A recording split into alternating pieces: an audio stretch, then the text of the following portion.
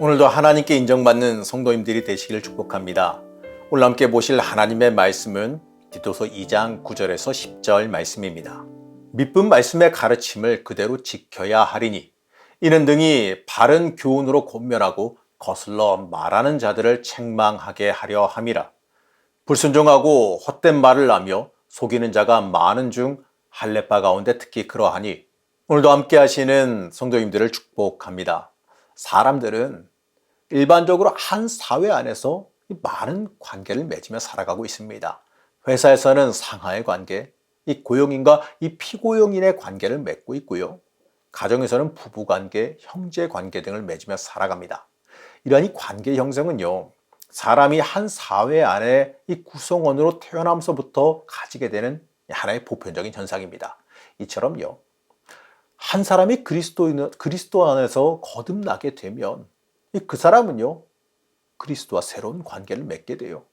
또한 새로 태어난 성도로서 지금까지 이 주변 사람들과 맺어온 관계가 다시 형성되고 거기에 새로운 의미와 자세가 부여돼야 됩니다. 그 관계 중에서 이 디도서를 통해 바울은 이 그리스도 안에서 이 주인과 종의 관계를 설명합니다. 그러나 이 교훈은요, 단순히 이 세상에서의 상하 인간 관계만 말하지 않아요. 우리의 왕 되시는 하나님께 하나님의 종으로서 부름받은 성도가 어떻게 살아가야 하는지를 밝히 알려주고 있어요. 우린 이 말씀을 통해 이 땅에서 성도로서 어떻게 살아가야 할지를 명확하게 알 수 있게 됩니다. 오늘 말씀을 통해서 이 성도로서 한번 돌아보시고 다시 하나님 앞에 굳건히 서시기를 축복합니다. 먼저 오늘 읽은 이 말씀에서는요, 범사에 순종해야 한다고 말합니다. 9절 말씀이에요. 종들은 자기 상전들에게 범사에 순종하여 기쁘게 하고 거슬러 말하지 말며, 이 말씀에서 순종하다라는 말이 등장합니다. 이 말의 뜻은 무엇 아래와 무엇에 놓다라는 말이 합쳐진 말이에요. 무엇 아래에 놓다, 복종시키다, 종속시키다라는 뜻을 가집니다. 이 말은 이 종들이 자신의 위치를 주인의 위치보다 낮추어서 주인에게 복종해야 됨을 강조하고 있는 말이에요. 이 종은 모든 일에 있어서 자신의 생각이나 의지를 주장하지 않고 이 주인의 의사에만 전적으로 복종해야 됩니다. 이 말은요, 이 세상 사회 관계만을 말하는 것이 아니지요. 바로 하나님과의 관계를 뜻합니다. 여러분, 우리는 하나님의 종이에요.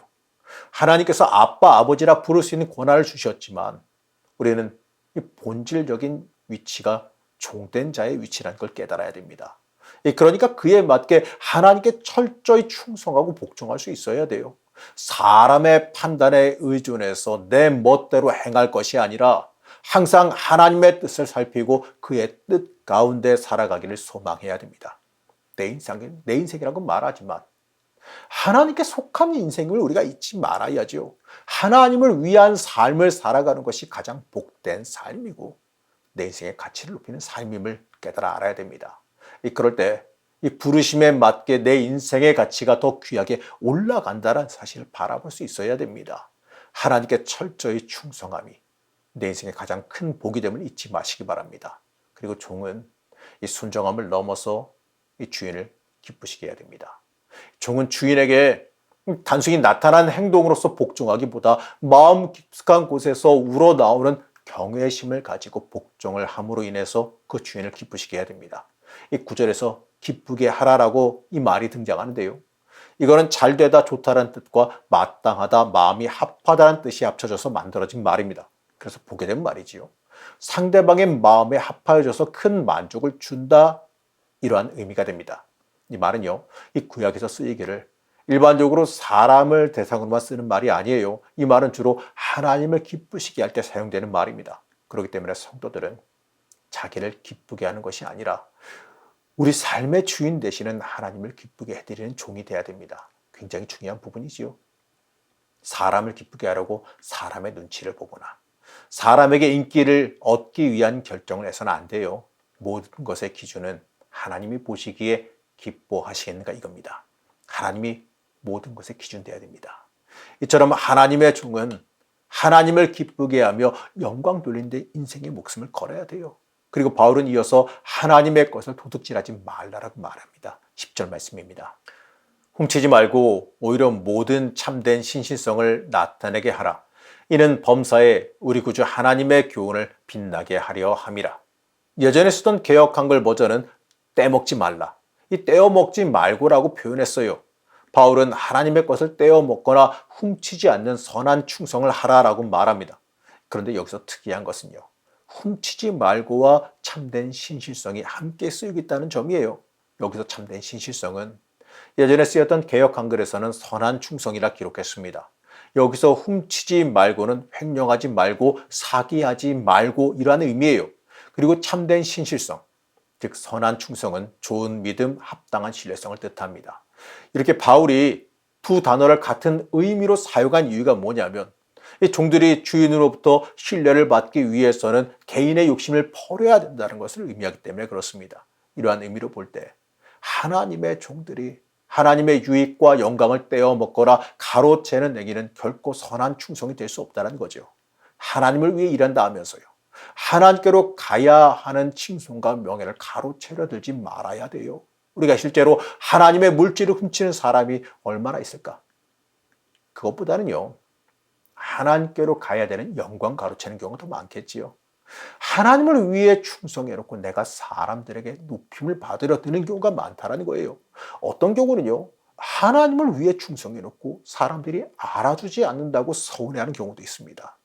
이러한 기대 자체가 하나님의 것을 훔치려 드는 마음이라는 걸 깨달아야 됩니다. 우리가 아무리 외부적으로 충성하는 것처럼 보였다 할지라도요, 하나님의 영광과 유익을 하나님께 온전히 돌리지 못하고 자신의 유익을 만족시키는 결과를 가져왔다면 그건요, 하나님의 것을 도적질한 것에 불과해요. 그러한 사람은 하나님의 진실한 종이 아닙니다. 사랑하는 성도 여러분, 사도 바울은요, 우리와 하나님과의 관계를 어떻게 해야 되는지 명확하게 말합니다. 우리는 하나님의 사람이란 말하고 다니고 있지만 과연 실제로 얼마나 하나님의 사람으로서 합당한 모습으로 살아가고 있는지 한번 돌아봐야 됩니다. 우리는 하나님의 자녀라 불린다고 해서 교만할 것이 아니라 성실하게 하나님의 종이라고 하는 그 자세로서 신실한 신앙인으로 살아가야 됩니다. 그래야지만 우리가 하나님과의 바른 관계를 유지하면서 충성할 수가 있습니다. 그래야 우리 인생도 하나님께 인정받으며 복받는 길을 걸어가게 됩니다. 하나님께 온전히 순종하면서 하나님을 기쁘시게 하는 충성된 사람들이 되시기를 간절히 축복합니다. 우리의 주인 되신 하나님, 우리가 인생 살아가면서 하나님의 종으로서 합당한 모습으로 살기를 원합니다. 하나님의 자녀라 불러주신 그 은혜에 따라 하나님 중심으로 뭉쳐 하나님 높이고 충성하며 살아가길 원합니다. 우리를 붙잡아 주셔서 복된 사람으로 굳건히 설 수 있게 허락하여 주시옵소서. 오늘도 하나님께 충성하는 삶이 되길 원하오며 거룩하신 예수님의 이름으로 간절히 기도드렸습니다. 아멘.